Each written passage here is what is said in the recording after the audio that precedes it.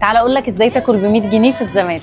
كملوا الفيديو ده للآخر عشان تعرفوا ايه العروض اللي عاملينها. المكان هو غزالة لاونج موجود في الزمالك. المكان عندهم دورين وديكوراته شيك قوي.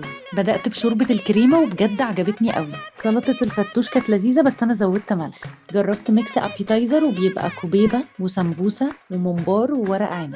جربت كمان طاجن اللحمة بالبصل وسلطة حمص باللحمة. طاجن اللحمة مع الرز كان حلو قوي، وسلطة الحمص باللحمة دي أول مرة أجربها وبجد تحفة، لازم تجربوها.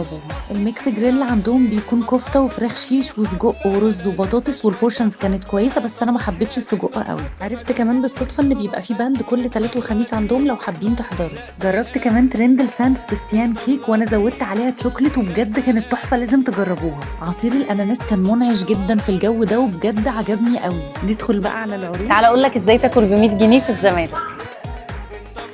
ممكن تاخد شيش او ستريبس او كفته او كبده اسكندراني او سجق.